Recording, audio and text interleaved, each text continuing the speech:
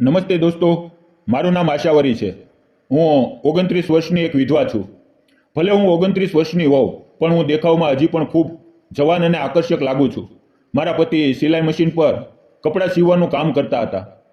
તે ખૂબ મહેનતુ હતા. લોકો તેનું ખૂબ સન્માન કરતા અને ઘણા લોકો ખાસ તેમની પાસે કપડાં સીવડાવવા માટે આવતા, જેથી ઘરની આવક પણ સારી થતી હતી. પણ અચાનક લાંબા સમય સુધી બેસીને કામ કરવાને કારણે તેમની પીઠમાં દુખાવો શરૂ થયો. થોડા જ મહિનામાં તેમનું દુઃખદ અવસાન થયું. મારા પતિએ મને ખૂબ પ્રેમ કર્યો હતો. તેઓ હંમેશા કહેતા, આશાવરી, હું તને ખૂબ પ્રેમ કરું છું, તું મને ખૂબ ગમે છે. અમે બંને સાથે ખૂબ ખુશ હતા. અવારનવાર ફરવા જતા, એકબીજાની સાથે સમય વિતાવવો અમને ખૂબ ગમતું. પણ તેમની પીઠનો દુખાવો વધતો ગયો અને એક દિવસ તે મને અને અમારી નાનકડી દીકરીને એકલા છોડીને ચાલ્યા ગયા. અમારી દીકરીનું નામ અમે કૃષ્ણા રાખ્યું હતું. તે હવે 3જા ધોરણમાં ભણે છે અને ખૂબ હોશિયાર છે. મારું સપનું છે કે હું તેને ભણાવી ગણાવીને તેના પગ પર ઊભી કરું. પણ સમાજે મને એકલી જોઈને ખોટી નજરે જોવાનું શરૂ કર્યું. લોકોની નજરમાં બુરાઈ ભરેલી હતી. મને સમજાતું નહોતું કે હું શું કરું. મારા પતિની કમાણીનો મોટો ભાગ તેમની સારવારમાં ખર્ચાઈ ગયો હતો. બચેલા થોડા પૈસા હું સાચવીને રાખતી હતી. મેં નક્કી કર્યું કે મારે કોઈ કામ શીખીને પોતાનો ધંધો શરૂ કરવો જોઈએ. એક દિવસ મેં વિચાર્યું, શા માટે હું સિલાઈ મશીનને શીખીને કપડાં સીવવાનો વ્યવસાય શરૂ કરું.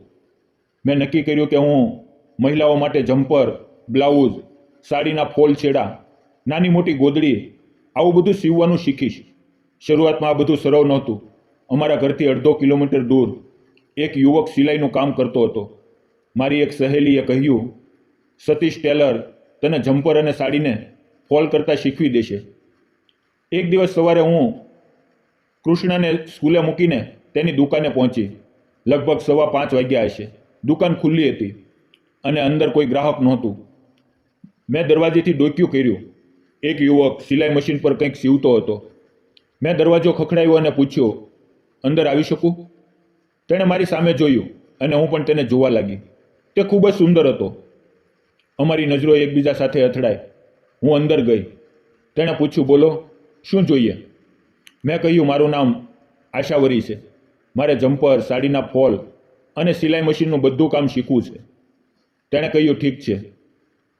આ 2 મહિનાનો કોર્સ છે અને તેના 5,000 રૂપિયા થશે. મારા પતિએ સારી કમાણી કરી હતી, તેથી મેં તરત જ હા પાડી અને કહ્યું, હું કાલથી આવીશ. બીજે દિવસે સવારે ઘરનું કામ પતાવ્યું. કૃષ્ણાને સ્કૂલે મૂકીને હું તેની દુકાને પહોંચી. પહેલે દિવસે તેણે મને કાગળ પર માપ લેવાનું અને કટિંગ કેવી રીતે કરવું તે શીખવ્યું. તેનો સ્વભાવ ખૂબ સારો હતો. ધીમે ધીમે અમારી વચ્ચે થોડી વાતચીત શરૂ થઈ. હું વિધવા હોવાને કારણે વધુ બોલતી નહોતી, પણ 3-4 દિવસમાં અમે એકબીજાને સારી રીતે ઓળખવા લાગ્યા. સતીશે મને જમ્પરનું માપ લેવું, કપડા પર નિશાન કરવાનું શીખવ્યું. મને કાતર યોગ્ય રીતે પકડતા નહોતું આવડતું. તેણે મારો હાથ પકડીને કાતર ચલાવવાની રીત શીખવી. તેનો હાથ મારા હાથ પર મૂકીને તેને સમજાવ્યું અને ધીમે ધીમે મને બધું સમજવા લાગ્યું. એક દિવસ વાતચીતમાં તેણે પૂછ્યું, તમારા ઘરમાં કોણ કોણ છે અને તમારા પતિ શું કરે છે? આ સાંભળીને મારી આંખોમાં આંસુ આવી ગયા. તેણે કહ્યું, અરે રડો નહીં. જો તમે કંઈ ના કહેવા માંગતા હો તો ના કહો. હું દબાણ નથી કરતો. મેં ધીમે ધીમે કહેવાનું શરૂ કર્યું, મારું ઘર અહીંયા નજીકમાં છે. ઘરમાં માત્ર હું અને મારી દીકરી છીએ. મારા પતિનું અવસાન થઈ ગયું છે. આ સાંભળીને તેને પણ ખૂબ દુઃખ થયું. આ રીતે અમારી વચ્ચે થોડી વધુ વાતચીત થવા લાગી. મેં તેના વિશે પૂછ્યું તો તેણે કહ્યું, મારા ઘરમાં હું, મારા માતા પિતા, અમે 3 જણા છીએ. હું હજી અપરિણિત છું. થોડા દિવસમાં હું સારું સિલાઈ કામ કરતાં શીખી ગઈ. એક દિવસ સતીશે કહ્યું, આજે હું તને શરીર પર માપ લેવાનું શીખવીશ. તેણે માપની ટેપ હાથમાં લીધી અને મારી નજીક આવ્યો. તેણે મારા બ્લાઉઝનું માપ લેવાનું શરૂ કર્યું. તેનો ચહેરો ટેપની નોંધ જોવા માટે ધીમે ધીમે મારી નજીક આવતો હતો. હું તેની સામે જોતી હતી. અને તે પણ ચોરી છુપાઈથી મારી સામે જોતો હતો. જ્યારે તેણે ગળાનું માપ લીધું ત્યારે તેનો ચહેરો એટલો નજીક આવ્યો કે અમારી આંખો એકબીજામાં ખોવાઈ ગઈ. કેટલીક પળો સુધી અમે એકબીજાની આંખોમાં જોતા રહ્યા. ત્યાં જ બહારથી કોઈ અવાજ આવ્યો અને અમારી નજરો છૂટી. હવે મને માપ લેવાની કળા સમજાઈ ગઈ. આમ ધીમે ધીમે મેં બધું શીખી લીધું. અમારી વચ્ચેની વાતો વધવા લાગી અને આકર્ષણ પણ વધતું ગયું. સતીશ મારી સાથે ખૂબ પ્રેમથી વાતો કરતો અને રોજ મારા માટે કંઈક ને કંઈક ખાવાનું લાવતો, ક્યારેક ચોકલેટ, ક્યારેક કેડબરી. આ રીતે મારો કોર્સ પૂરો થયો. જ્યારે હું તેની ફી આપવા ગઈ ત્યારે તેણે સાફ ઇનકાર કરી દીધો. તેણે કહ્યું, મારે પૈસા નથી જોઈતા. તારા ઘરની હાલત પહેલેથી જ નાજુક છે. આ સમયે હું પૈસા નહીં લઉં. હા, પણ ક્યારેક મને તારા ઘરે જમવા બોલાવજે. મેં કહ્યું, ઠીક છે. તે દિવસે હું ઘરે પાછી ફરતી વખતે મને ખૂબ ઉદાસી લાગી. સતીશે મારી ખૂબ કાળજી લીધી હતી. તે હંમેશા કંઈક ને કંઈક લાવ્યો હતો. ઘરે આવીને પણ મારું મન ક્યાંય લાગ્યું નહીં. પણ કોર્સ પૂરો થઈ ગયો હતો એટલે હવે રોજની જેમ તેની દુકાને જવું ઠીક નહોતું. હવે હું મહિલાઓ માટે જમ્પર, ડ્રેસ, સાડીના ફોલ, બ્લાઉઝ વગેરે સીવવા લાગી. મારું કામ લોકોને પસંદ પડવા લાગ્યું અને થોડી આવક પણ થવા લાગી. આજે કોર્સ છોડ્યાને મને 15 દિવસ થઈ ગયા હતા અને મને યાદ આવ્યું કે મારે સતીશને જમવા બોલાવવાનું છે. તેણે મારી ખૂબ મદદ કરી હતી અને મેં હજી સુધી તેને ઘરે નહોતો બોલાવ્યો. એક દિવસ હું તેની દુકાને ગઈ. તે કપડાં સીવતો હતો. હું દરવાજે ઊભી રહી અને કહ્યું, હું અંદર આવી શકું? તેણે મારી સામે જોઈને મુસ્કુરાટ સાથે કહ્યું, આવો ને. મારી દીકરી પણ મારી સાથે હતી. તેણે કૃષ્ણાને જોઈને કહ્યું, તારી દીકરી ખૂબ પ્યારી છે.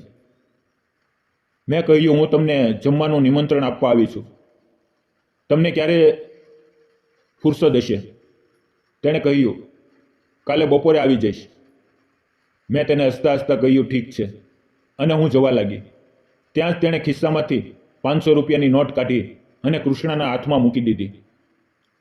કૃષ્ણા ના પાડતી હતી, ના કાકા, નથી જોઈતું, પણ તેણે જબરદસ્તી આપી દીધી.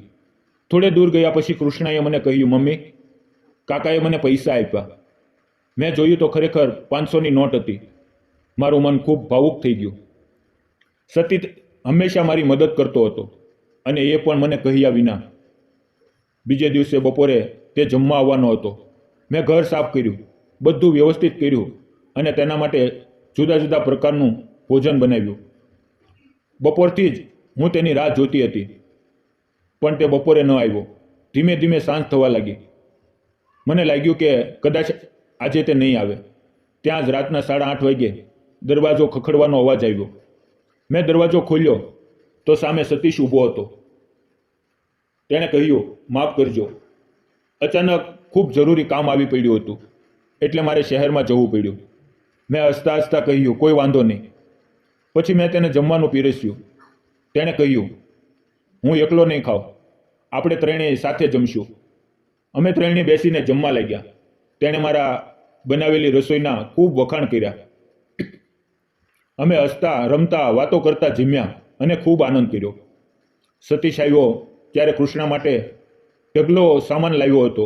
મીઠાઈ, એક સુંદર ફ્રોક અને મારા માટે એક ખૂબસૂરત સાડી. જ્યારે તેણે અમને આ ભેટ આપી ત્યારે મારી આંખોમાંથી ખુશીના આંસુ વહેવા લાગ્યા. કૃષ્ણાને ઝડપથી ઊંઘ આવી ગઈ અને તે સૂઈ ગઈ. હવે હું અને સતીશ થોડી વાર વાતો કરતા રહ્યા. મેં તેને પૂછ્યું, તમે અમારા માટે આટલું બધું કેમ કરો છો? તમે ના તો કોર્સની ફી લીધી ને આટલી બધી મદદ કરો છો. તે ચૂપ રહ્યો, કંઈ બોલ્યો નહીં. મેં મજાકમાં કહ્યું, હવે તો તમે સાડી લાવ્યા છો તો મારે તે પહેરીને બતાવવી જ પડશે. મેં કહ્યું, 5 મિનિટ રોકાવ, હું આવું છું. મેં તેની આપેલી સાડી પહેરી. તે ખૂબ મોંઘી અને સુંદર હતી. તેને પહેરીને હું એકદમ નવી નવેલી દુલ્હન જેવી લાગતી હતી. જ્યારે હું દરવાજેથી બહાર આવી તો સતીશે મને જોઈને તરત ઊભો થઈ ગયો.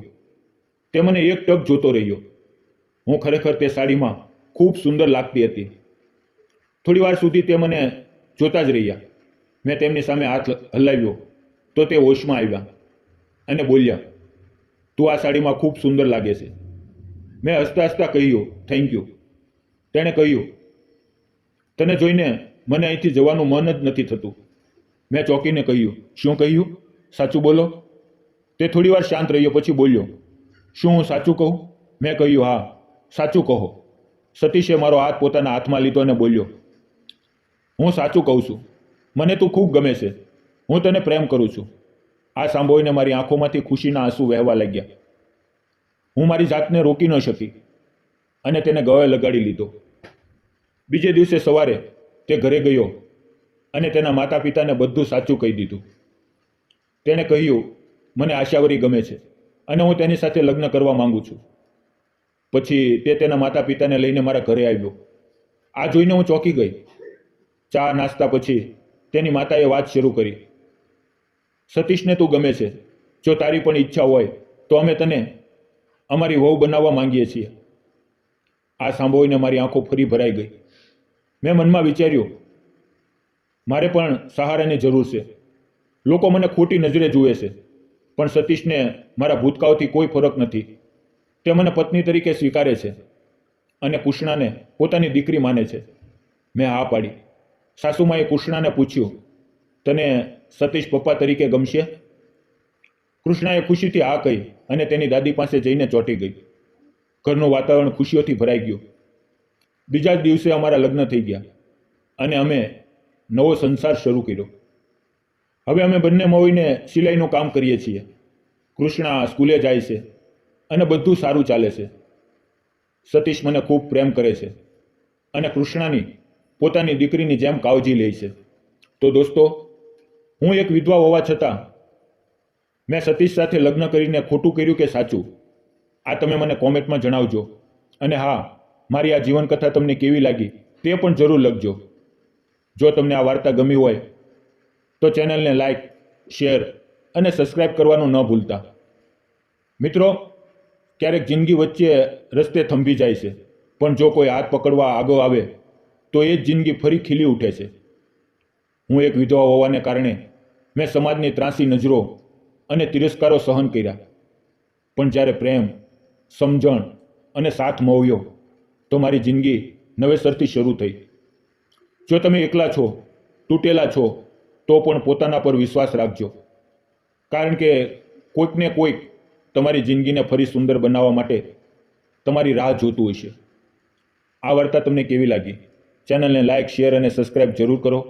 મિત્રો, વિડીયોમાં આવેલા નામ, પાત્ર અને ઘટના ફક્ત કાલ્પનિક હતા. તેનો કોઈ પણ જાતિ, ધર્મ કે સમાજ સાથે સંબંધ નથી. આ વાર્તા ફક્ત શૈક્ષણિક હેતુ માટે બનાવવામાં આવેલી છે, તો કૃપા કરીને તેને તે રીતે જુઓ. ધન્યવાદ મિત્રો.